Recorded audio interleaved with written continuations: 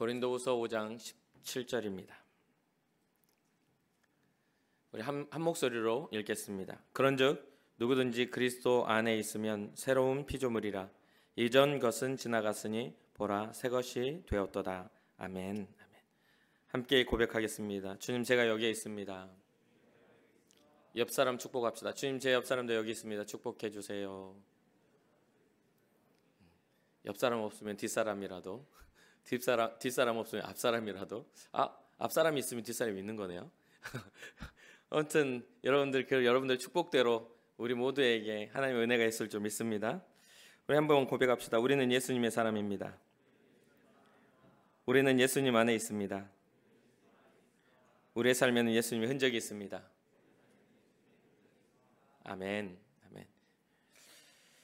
우리는 인생을 살면서 두 갈래의 길에 서 있습니다. 하나는 믿음의 사람의 삶에 서 있고, 하나는 믿지 않는 자의 삶에 서 있습니다. 여러 가지 갈래의 길이 있고 여러 가지 선택의 길이 있지만 성경이 제시하고 있는 인생의 그 갈래는 두 가지로 구분이 되죠. 하나님 앞에 구원받은 자와 구원받지 못한 자입니다. 첫 번째, 인생에 있어서 가장 원하는 것을 얻을 수 있다고 믿는 그것을 얻기 위해 살아가는 세상 중심의 삶을 살아가는 사람들의 길이 있습니다.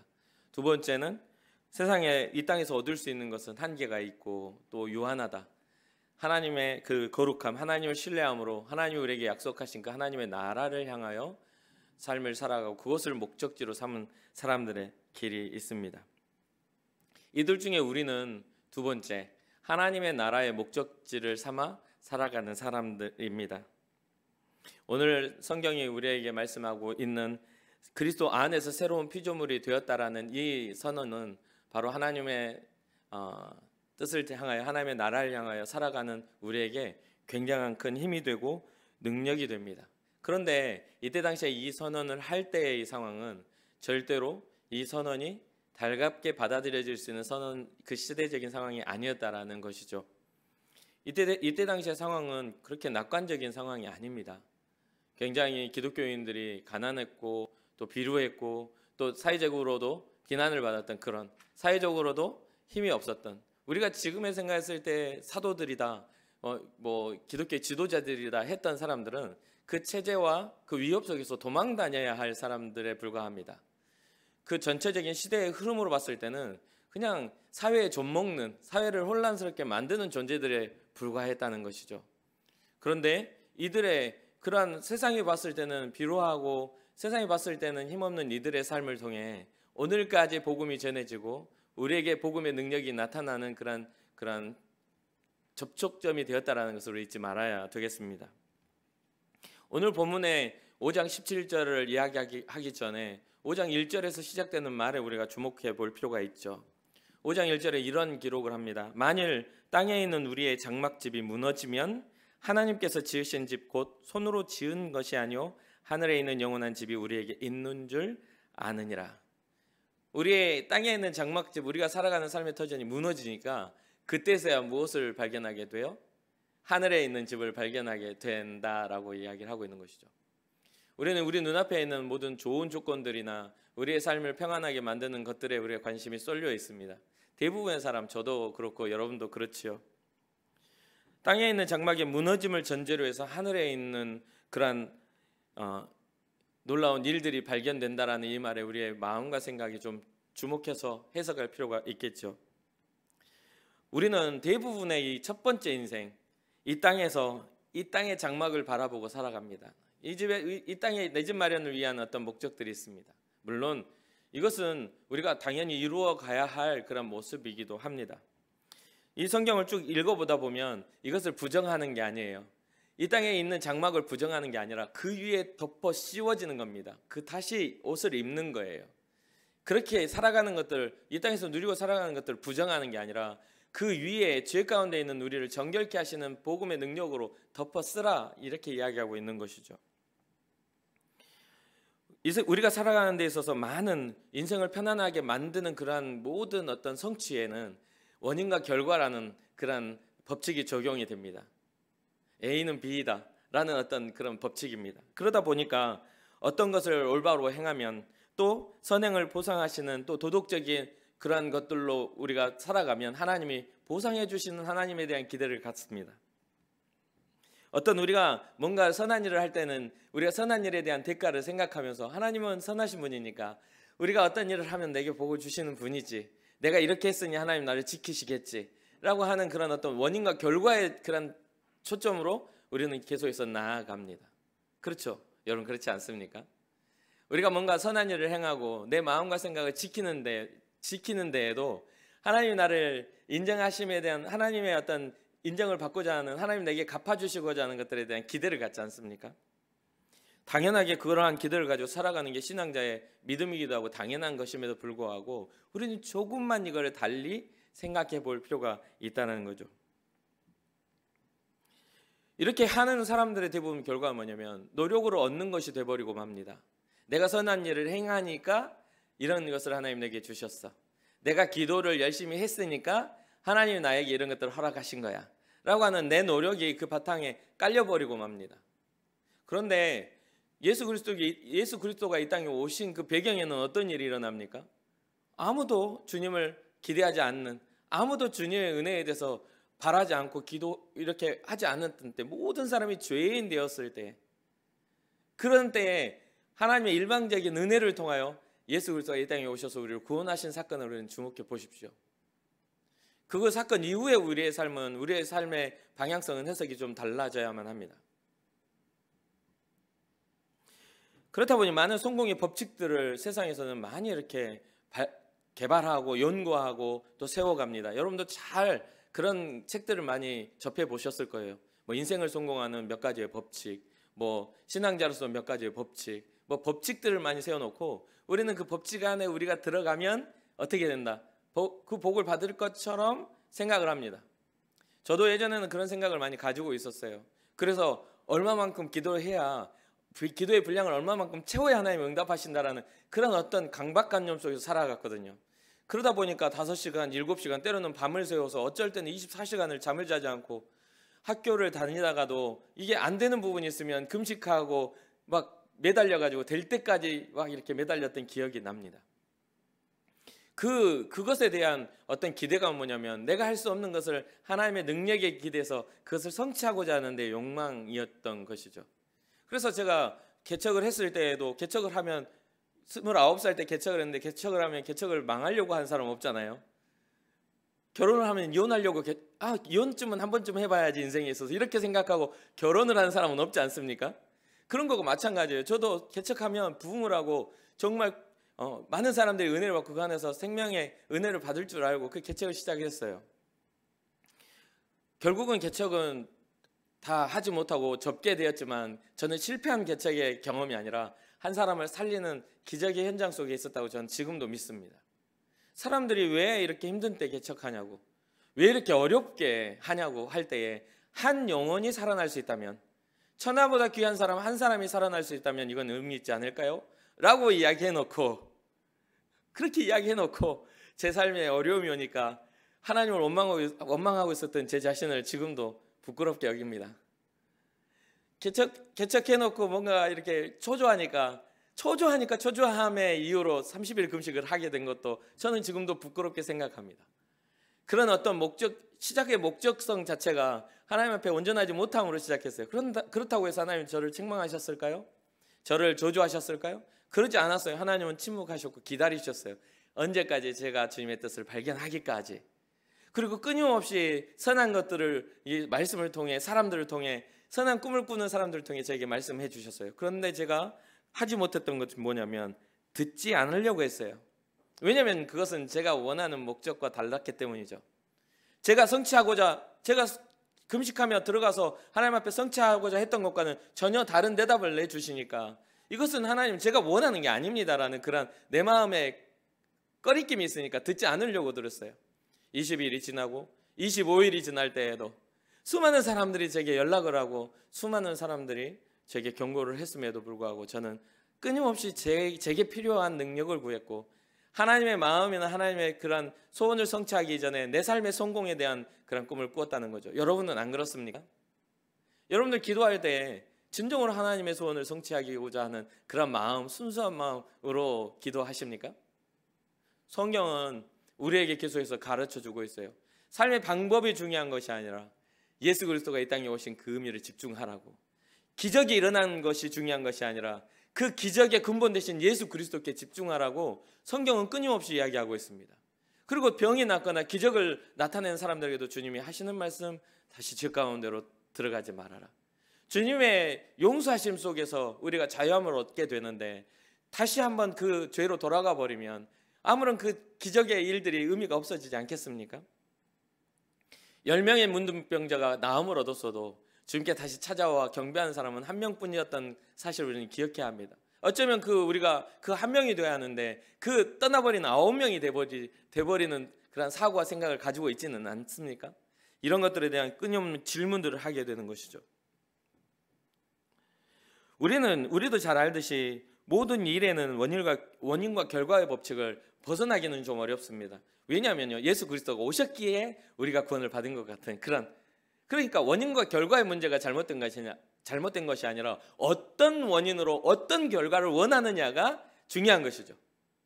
어떤 원인, 우리의 인생에 있어서 어떠한 목적지를 향해 가느냐가 중요한 것이에요. 그러니까 두 가지의 인생길이 있어요. 하나님이 없이 내 노력과 스스로 내 인생의 잘됨을 위하여 살아가는 그 목적에서 끝날 것이냐, 아니면 하나님과 동행하며 때로는 환경과 때로는 상황과 상관없이 주의 영광을 위해 내 삶을, 주님의 그 앞에 서기까지의 삶을 꿈꾸며 살아갈 것이냐의 그런 차이가 있는 것입니다. 어떤 사람은 믿음으로 살면서도 풍요와 부요함으로 축복을 받는 사람도 있을 수 있어요. 어떤 사람은 믿음으로 살지만 고난과 괴로움과 정말 누군가가 봤을 때 정말 너의 십자가는 무겁구나 할 만큼 십자가를 짊어져야 되는 사람도 분명히 있습니다. 그러나 그 두 사람의 삶이 어떤 게 잘 되고 어떤 게 정답이고 어떤 게 틀렸다고 말할 수가 없다는 것이죠. 어디에 그 원인과 결과가 있으면요, 우리의 삶이 하나님께 있다라면 그 원인과 결과의 부분은 전혀 다를 수 있습니다. 하나님께 있다면 우리가 생각하는 그 목적과는 다르다는 거예요. 사랑하는 청년 여러분, 부유해지시기 바랍니다. 그런데 그 부유함은 딱 말하면 여러분들 물질 생각 들지 않습니까? 하나님의 은혜에 부유해지는 여러분들이 되시길 주님의 이름으로 축복합니다. 그래서 여러분들의 원인이 시작되는 어떤 그 동기가 하나님으로부터 시작되어서 언제든지 우리에게 주어진 것마저도 주의 영광을 위해서라면, 더 큰 하나님의 역사와 능력과 목적을 위해서라면 내려놓을 수 있는 믿음의 방향성을 가지고 주님을 향해 나아가야 되지 않겠습니까? 수많은 다양한 소망을 가지고 다양한 시도에도 불구하고 실제로 이 법칙들을 가지고 그 몇 가지의 법칙, 무슨 법칙 했는데 실제로 성공한 사람들은 참 많지 않죠. 정말 성공한 사람의 입장에서 그것을 써놓긴 했지만 각자의 상황과 삶의 어떤 배경이 다르다 보니 그 법칙을 갖다가 해도 잘 성공하는 경우가 많지 않아요. 가정을 세우는 7가지 법칙, 부자가 되는 몇 가지 법칙, 이런 것들 검색해 보니까 법칙들이 엄청 많이 나와요. 그러면 그 법칙을 따라하면 다 부자가 될까요? 그 법칙을 따라하면 다 가정이 화목해지나요? 그렇지 않죠. 그런 어떤 법칙의 문제가 아닙니다. 우리의 본질적인 삶의 문제인 것이죠. 고린도후서 5장 1절의 말씀은 이 땅에 있는 장막이 무너지는 것도 이야기하지만 이 다음에 두 번째 인생길, 제가 말씀했던 첫 번째 인생길과 두 번째 인생길에 대한 것도 이야기하고 있습니다. 땅에 있는 장막이 무너지면 하늘에 있는 영원한 집이 우리에게 있는 줄 알게 된다. 하늘에 있는 소망, 이 말씀은 소망에 대한 이야기입니다. 세상 소망이 아닌 하늘 소망을 품으라는 것이죠. 예수 그리스도, 이 우리에게 생명 되신 그분을 통해 더 나은 소망을 바라보는 사람들이 바로 우리들입니다. 여기에 우리의 기쁨이 있습니다. 세상에서는 여러 가지 물질적인 것들의 기쁨이 있지만 그것은 한계가 있어요. 우리의 인생이 끝나면 모두 다 버려야 될 부분들이에요. 그런데 하늘의 소망은, 예수 그리스도로 얻은 소망은 영원한 소망입니다. 누구도 빼앗아갈 수가 없고 누구도 해할 수가 없어요. 바울은 편지를 받는 성도들과 지금 우리에게 영적인 비밀을 가르쳐주고 있는 것이죠. 바울은 이 세상의 장막을 벗어버리기 위함이 아니라 오히려 덧입기를 원한다라고 이야기를 하고 있어요. 왜 그렇습니까? 죽을 것이 생명에 삼킨 바 되었다. 죽어버릴 것들이 오히려 더 큰 생명력에 삼킨 바 되었다는 것은 죽을 것이 생명으로 바뀌었다는 것을 의미하죠. 우리 주님은 우리의 현실까지도 감싸 안으시는 그 분임을 우리는 잊지 말아야 되겠습니다. 예수님의 사역은 단순하게 기적을 일으키기 위한 사역이 아니었어요. 예수님의 사역은 인생을 돌보는 것에 있지 않았습니다. 단순하게 인생을 돌보고 먹을 것을 먹이고 병든 자를 고치고 죽은 자를 살리고 또 여러 가지 정치적인 문제나 뭐 이거 세금을 누구한테 내야 되겠습니까? 라고 했을 때 주님의 어떤 그런 정치적인 문제나 우리 형이 나에게 유산을 나눌 수 있는 재판장이 되어 주십시오. 그런 어떤 질문에 대해서 주님은 답을 사람이 원하는 답을 그 사람이 원하는 답을 내놓지 않았습니다. 황제에게 줘야 될 건 황제에게 주고 하나님께 줘야 할 건 하나님께 주라. 구별하여서 해라. 어떤 체제나 시스템을 깨뜨리기 위해서 주님이 오신 게 아니라는 것이죠. 그 시스템 안에 살아가고 있는 우리에게 더 큰 목적과 더 큰 소망을 주심으로 그 안에서 절망하며 좀 인생의 한계, 죄의 한계에 부딪혀서 낭망하고 있을 사람들에게 새 소망을 주시려고 예수님은 이 땅에 오셨음을 잊지 마시길 주님의 이름으로 축복합니다. 이 말씀을 준비하면서 어떤 책을 보는데 그 안에 예화 하나가 나와요. 근데 이 예화 하나가 제가 20년 한 19년 전 개척했을 때 그때 그 제가 했던 기도와 너무나 비슷한 그런 기도를 하는 그 예화가 나오더라고요. 어떤 예화였냐면 어떤 한 여인이 그 책에 나와 있어요. 어떤 한 여인이 암에 걸린 겁니다. 암에 걸리면 보통 우리가 교회 안에서 많은 성도들과 또 믿는 사람 입장에서 어떻게 기도를 할까요? 하나님 저의 이 암덩어리를 깨끗이 치유하여 주시옵소서. 그렇죠. 깨끗이 치유하여 주시옵소서. 이 병만은 물러갈 줄로 믿습니다. 그러면 사람들이 와가지고 기도해 줍니다. 기도해 주면서 하는 말을 그래요. 저도 기도해 줄 때 그렇게 기도 많이 해드립니다. 근데 그 안에 조금 내용은 좀 다르지만 그렇게 기도를 해요. 주님, 이 사람, 이 아들의, 이 딸의 삶을 주님 주목하여 보십시오. 저는 제 기도가 그렇게 많이 합니다. 주님의 사랑하는 자녀임을 기억하십시오. 이의 삶이 하나님 앞에서 치유받는다면 그 치유가 하나님의 영광이 되게 하여 주시고, 혹시나 이것이 하나님의 뜻이 있어서 여기까지가 하나님의 뜻이 머무는 곳이라면 하나님 천국의 소망을 품게 하시옵소서. 저는 그렇게 기도하거든요. 그럼 대부분 병 걸린 사람은 천국의 소망 기대하라면 진짜 싫어하겠죠. 여러분 어때요? 그러면 어떤 게 복입니까? 천국의 소망은 하나도 얻지 못하고 병이 낫는 게 복입니까? 저는 수많이 그러한 현장들을 봤어요. 뭔가 삶에 있어서 자신의 삶이 어려움에서 벗어나면 주님을 버리는 사람들을 수없이 봤습니다. 주님 앞에 엎드려서 기도하고 주님이 나의 삶을 돌보시기 위해서 몸부림쳤던 그런 삶 속에서 문제가 해결되면 자기의 노력이 된 것처럼, 노력으로 된 것처럼 신앙을 버리는 사람들도 보았어요. 그것이 우리들만의 문제입니까? 아니요. 성경에서도 기록된 사람들의 이야기이지 않습니까? 아까 문둥병자의 이야기들처럼 말이죠. 우리에게 기적이 일어나기를 바랍니다. 근데 그 암에 걸린 그 여인도 수많은 교회 사람들이 와서 중보하면 이 딸을 주님 불쌍히 여겨주시고 이 병만을 물러가게 하시고, 외국의 교회의 이야기예요. 막 기도를 하니까 막 자기도 소망을 품고 주님이 나를 치유하실 줄로 믿습니다 하면서 막 열심히 기도를 했어요. 그런데 암이 낫질 않았습니다. 암이 낫질 않은 거예요. 그러니까 이 여인이 어느 날은 사람들이 몰려와가지고 자기를 위해서 막 그렇게 기도하고 있으니까 그 기도 그만하라고 막 이렇게 이야기를 해놓고 자기가 사람들 앞에서 기도를 했답니다. 뭐라고요? 하나님 정말 주님 믿습니다. 내가 이렇게 고통을 당할 때에 침묵하시는 주님이 너무 믿습니다 라고 하면서 몸부림치며 기도를 한 거죠. 그래서 마지막에 뭐라고 하냐면 그렇지만 내 영혼은 주님께 있습니다 라는 고백이죠. 저는 신앙이라는 건 그런 거라고 생각해요. 겉으로 그럴싸하게 포장되는 게 신앙이 아니라 우리의 상황 이대로를 주님 앞에 다 내려놓고 나의 죄된 나, 부족한 나, 아무것도 아닌 나를 돌보시는 하나님에 대해서 우리를 다 내어놓는 것이라고 믿습니다. 포장한다고 다 모르시겠어요? 우리가 거룩한 것처럼, 문제없는 것처럼, 별것 아무런 어떤 주님 도움 없이도 잘 사는 것처럼 그렇게 살아간다고 해서 주님 모르시겠냐 이 말이에요. 때로는 믿음이 있는 것처럼, 뭔가 기적이 일어날 것처럼. 근데 기적이 자주 일어납니까? 기적은 자주 일어나지 않아요. 사랑하는 청년 여러분, 여러분들의 인생에 있어서 정말 기적에 초점이 맞춰져 있는 게 아니라 정말 기적처럼 찾아오셔서 우리를 죄 가운데서 살리신 예수 그리스도께, 우리의 최고의 기적이 되시는 예수 그리스도께 여러분들의 마음이 있기를 주님의 이름으로 축복합니다. 주님은 우리의 인생에 있어서 육신을 건강하게 하기 위해서 이 땅에 오신 게 아니에요. 우리가 하나님의 자녀로서의 그런 우리의 존재 자체가 회복되기 위하여 주님은 희생을 치르신 겁니다.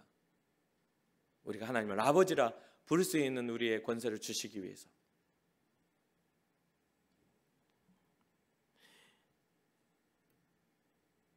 기적이 가리키고 있는 예수 그리스도는 바로 하나님의 사랑입니다.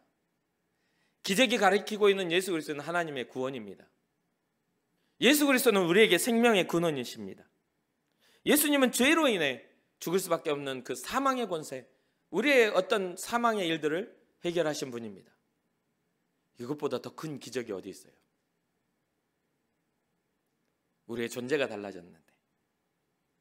그래서 우리가 심판의 구주로 오실 때에 예수님께서 마지막 이 세상을 하나님의 심판대 앞에 구주로 오실 때에 우리는 심판대 앞에 서서 벌벌 떨 그런 존재가 아니라 우리는 구원받은 자의 찬양을 부를 사람들이 되었다는 게 기적입니다.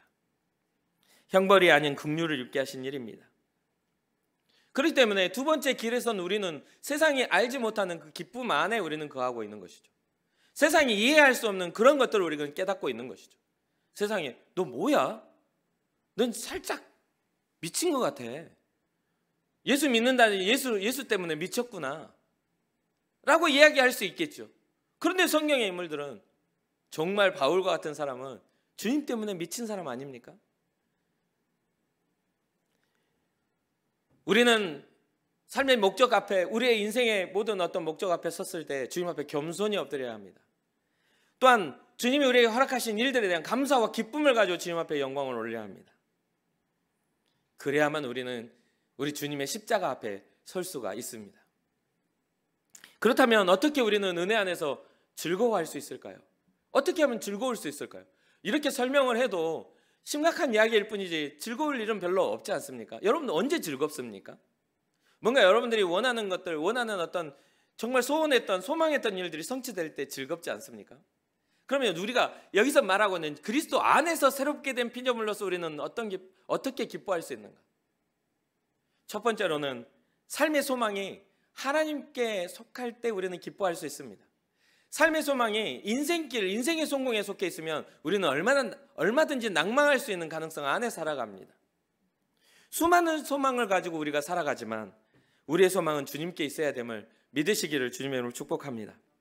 하나님을 만나고 하나님을 아는 일에 여러분 즐거워하시기 바랍니다. 하나님이 보여주신 그 사랑을 여러분들도 닮아가시기 바랍니다. 예수님을 통해서 행하신 일들을 여러분들 배우시고 또 그분처럼 되고자 하는 그런 소망을 품고 주님 앞에 나아가시기를 주님의 이름으로 축복합니다. 삶의 소망이 하나님께 있을 때에 우리는 어떻게 그분을 더 사랑할 수 있을까 고민하게 되겠죠. 우리는 주님께 소망이 있을 때야말로 주님을 어떻게 더 주님과 교제하고 어떻게 더 주님을 즐거워할 수 있고 어떻게 더 주님을 알아갈 수 있을까를 고민하지 않겠습니까? 이런 고민이 우리에게 일어난다면 우리는 그때에서야 우리는 온전한 기도 한 가지를 해야 합니다. 뭡니까?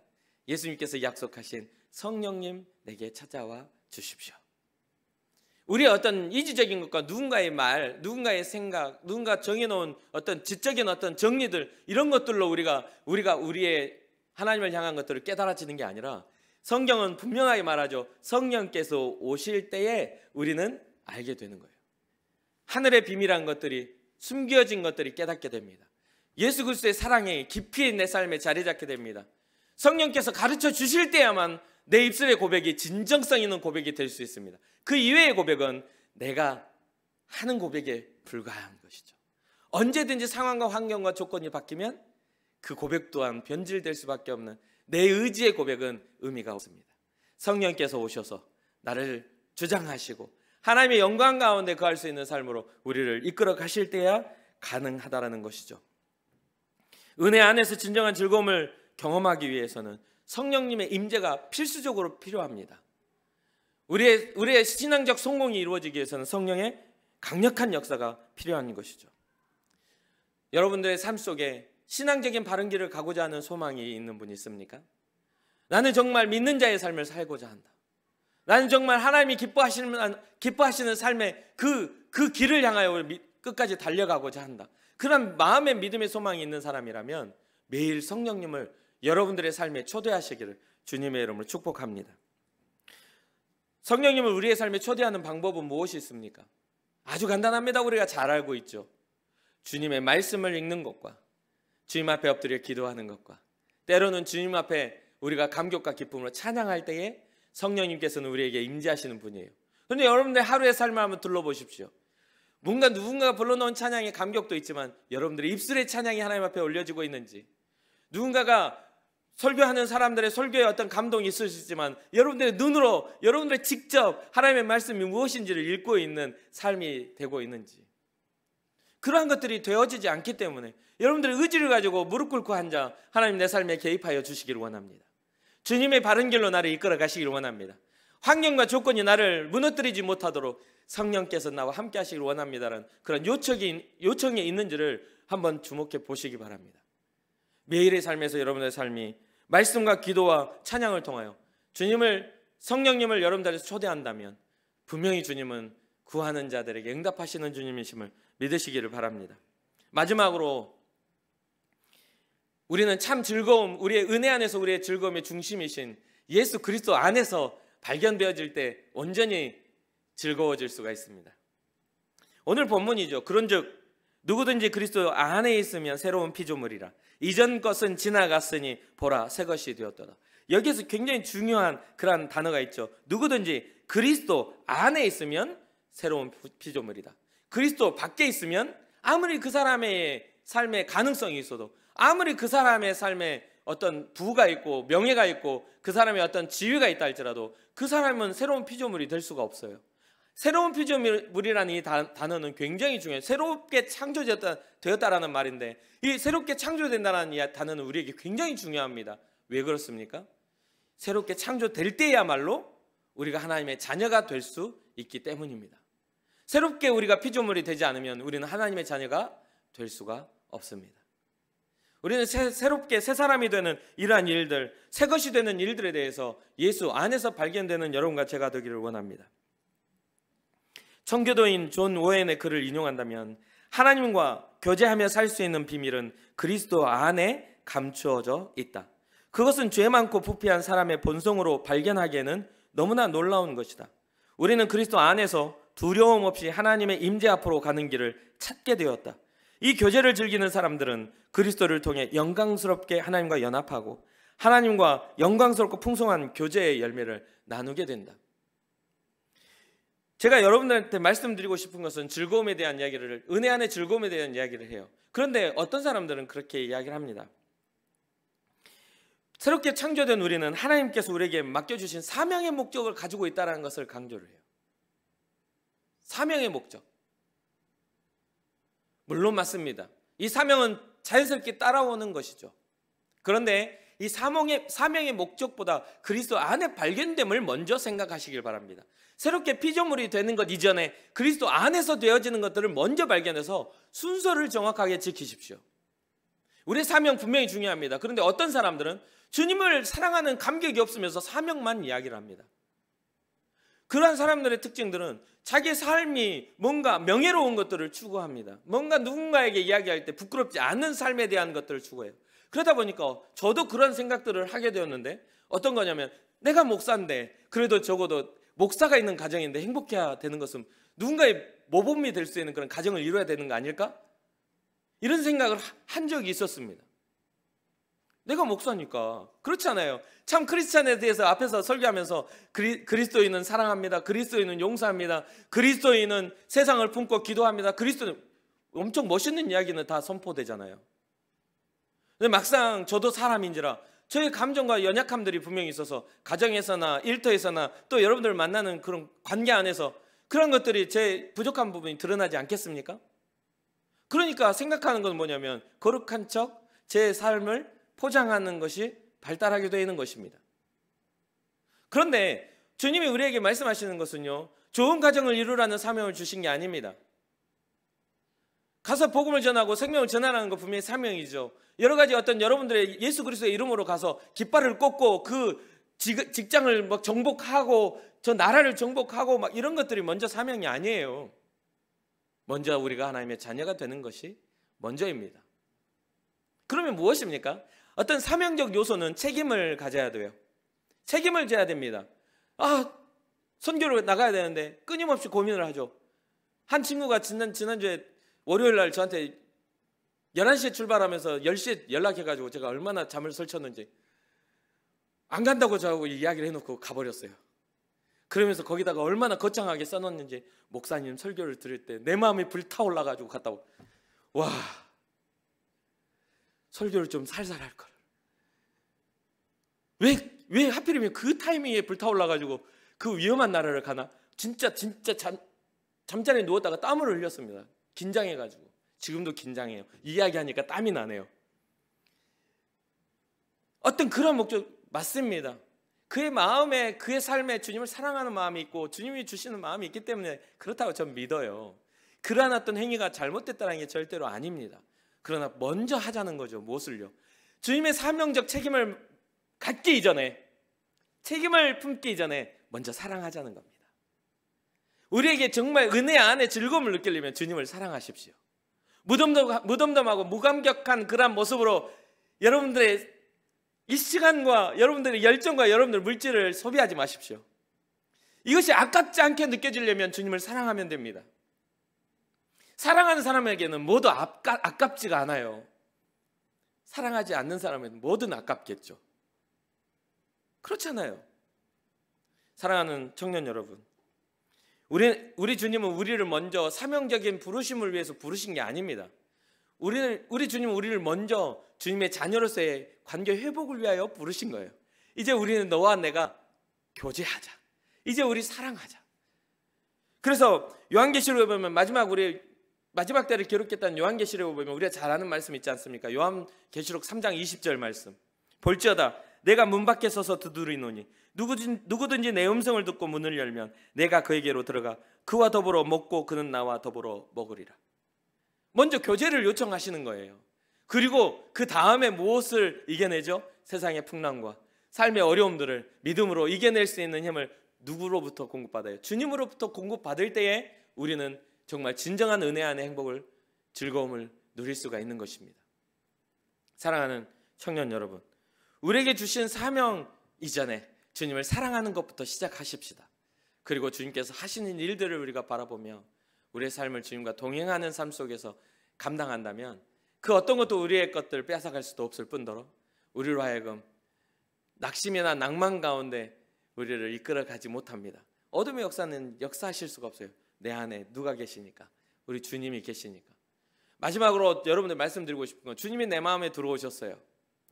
주님이 내 마음에 들어오셨는데 여러분 우리 마음이 깨끗하게 거룩하게 씻은 상태에서 들어오셨을까요? 우리의 마음이 정리정돈되고 아주 거룩한 삶과 거룩한 모양과 거룩한 능력을 소유하였기 때문에 주님 우리의 마음에 들어오시는 것입니까?